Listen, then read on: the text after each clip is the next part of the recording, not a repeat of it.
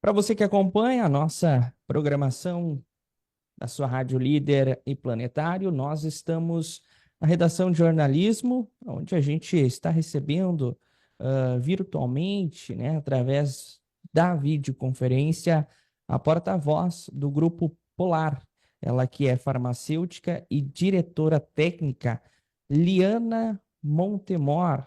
A gente vai conversar com ela sobre um assunto muito importante, né? Vou deixar que ela se apresente aqui para nossa, para nosso, para nossa população, para toda a nossa comunidade que acompanha a gente através do FM e também através das nossas mídias sociais. Tudo bem? Tudo bem, e com você? Tudo bom? Tudo certo. Pode Muito se obrigada apresentar por aí para a essa, gente. muito obrigada por essa oportunidade da gente falar de um tema tão importante, né, com a população. Meu nome é Eliana Montemor, eu sou farmacêutica e eu tenho 19 anos de experiência com transporte de medicamentos que têm temperatura controlada. E assim como para todos os produtos que requerem temperatura controlada.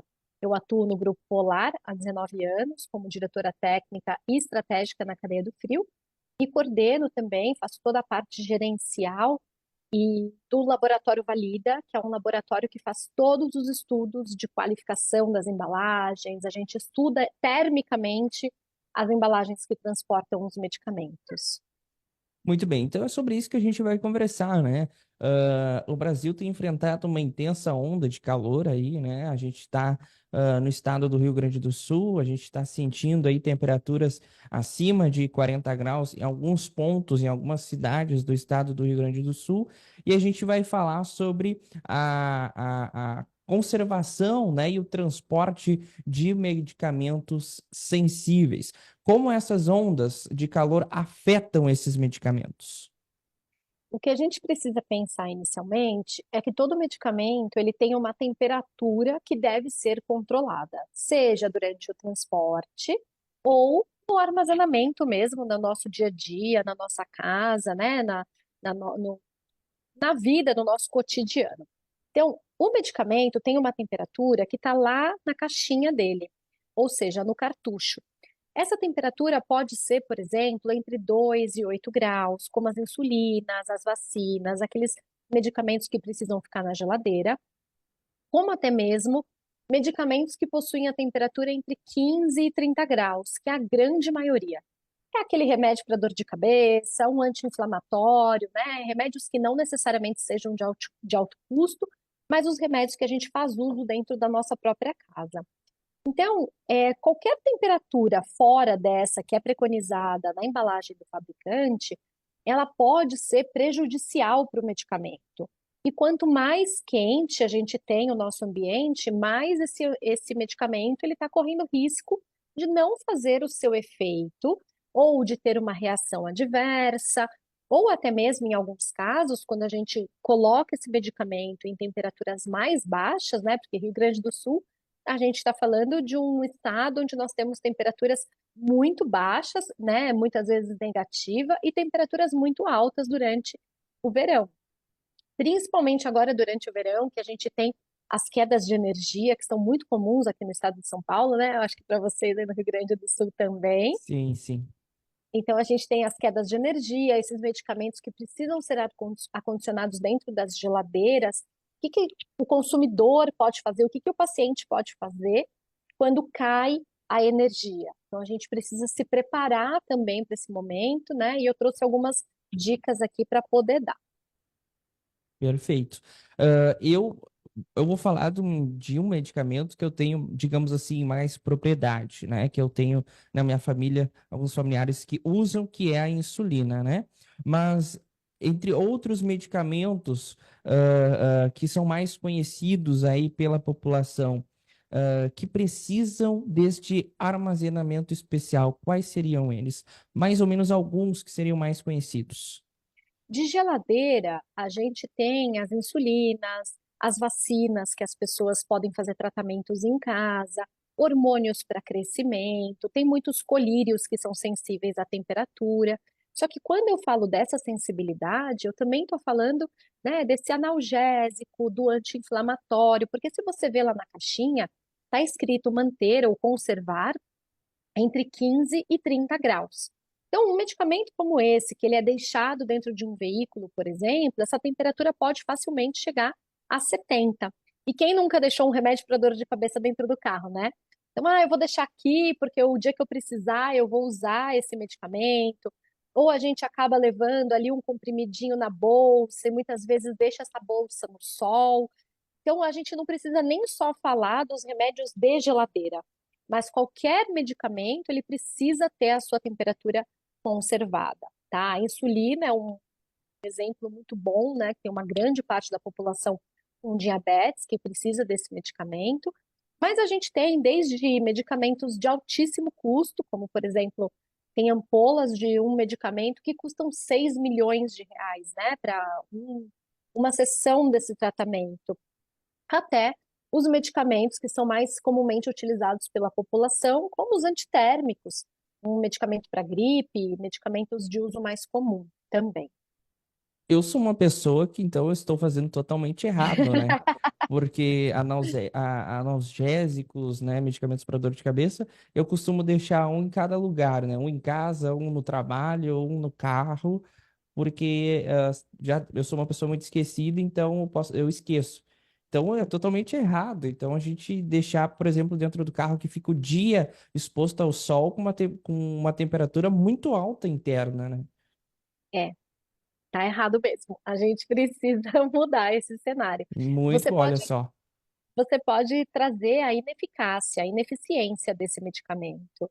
Os medicamentos, eles são compostos por moléculas, né? Sem sermos muito técnicos, mas as altas temperaturas ou as baixas temperaturas podem quebrar essas estruturas desses medicamentos, principalmente os biológicos, e aí a gente tem a perda do efeito.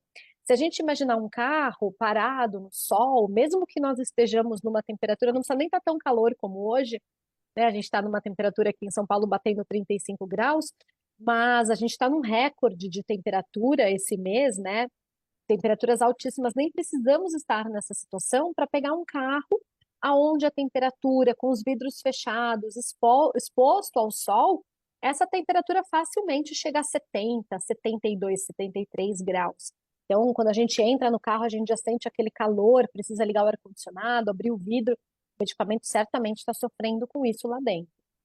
Perfeitamente, né? Até isso que eu ia perguntar agora. Com relação, existe alguns riscos ou quais riscos são esses para a saúde desta maneira errada de armazenar, de transportar?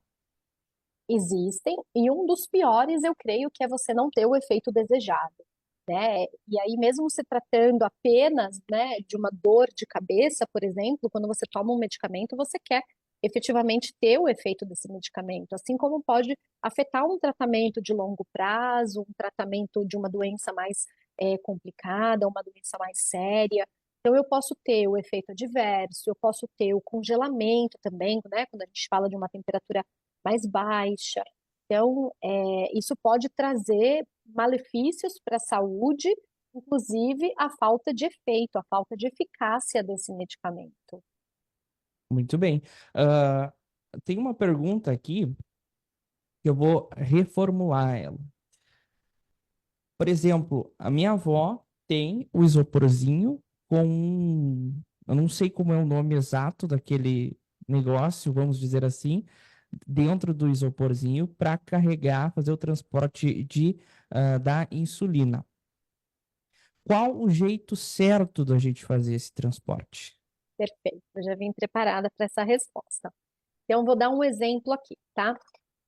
Existem bolsas térmicas que são especialmente desenvolvidas para isso. Essa é uma bolsa que foi feita, né, até por uma influencer digital que tem diabetes. Então, a gente teve toda a preocupação em fazê-la com uma camada específica de isolante, porque eu tenho que ter um isolante numa quantidade que realmente não deixa essa temperatura influenciar negativamente no medicamento, com um gelo especial, né? Então eu posso ter gelos de diferentes formatos, de diferentes tipos, gelos que também nem parecem gelos, né? O que a gente não pode é utilizar aquele gelo em gelo em água convencional que a gente faz dentro da nossa casa, porque isso a gente corre um seríssimo risco de congelar esses medicamentos. E como eu falei, as temperaturas baixas também causam, se não os mesmos, mas tanto dano quanto uma temperatura mais alta. Então, nós temos essas embalagens que são desenvolvidas para isso, elas são estudadas, a gente tem o lugar correto para colocar o gelo, o lugar correto para colocar o medicamento, para evitar o contato direto do gelo com esse medicamento, evitar o congelamento. Então, tem bolsas de modelos diferentes, né, para compor o dia a dia dessas pessoas. Essa daqui que parece uma necessaire, então tem um lugar específico aqui para colocar o gelo, lugar específico para colocar a caneta da insulina, então para deixar tudo certinho para não correr esse risco. E aí essas embalagens, ela tem um tempo certo de duração. Então, eu vou dar um exemplo. Se você precisa transportar por 12 horas, se você precisa pegar, por exemplo, o seu dia, né? Então, sai do trabalho, vai para academia, quanto tempo você demora? Existem embalagens específicas. Como você mencionou o isopor, eu tenho um exemplo aqui também de um isopor. Esse é um isopor que ele tem uma parede bem específica, né? Acho que dá para ver daí, ó. Sim. Ele tem uma Uhum. parede grossa, uma parede que tem uma camada tripla. Então, ele é um isopor específico para durar, por exemplo, 72 horas entre 2 e 8 graus. O que a gente precisa estar ciente é que não é qualquer bolsa, não é qualquer caixa, não é a mesma caixa que a gente transporta, né, a maionese, a cerveja. Então, existe uma metodologia correta da gente montar essa caixa, da gente montar essas embalagens térmicas, essas bolsas, porque se eu coloco uma quantidade muito grande de gelo, e se eu coloco qualquer gelo, como gelo água que a gente faz em casa, eu corro o risco de congelar. E se eu coloco uma pequena quantidade, eu também corro o risco de não durar o tempo que eu preciso dentro daquela faixa de temperatura. Então, para isso aqui, a gente tem um laboratório onde a gente faz os estudos de todas essas embalagens, recomendando o gelo correto, na quantidade correta, na posição correta dentro da caixa. Então, é importante, sempre que vocês precisarem desse tipo de transporte, contatar, né, as empresas que realmente garantem esse controle dessa temperatura, de modo a não colocar o produto em risco, para não colocar a insulina, a vacina, produtos que são sensíveis à temperatura. Ok, então não usar gelo convencional, vamos dizer assim, né? Exato. E Uhum. nem qualquer gelo, né? Ah, eu vi aqui em casa, eu tenho esse gelinho aqui, aí eu tenho esse, eu vou misturar. Eu acho que fica melhor assim ou de um outro jeito, mas o ideal é seguir as recomendações da forma correta de se utilizar.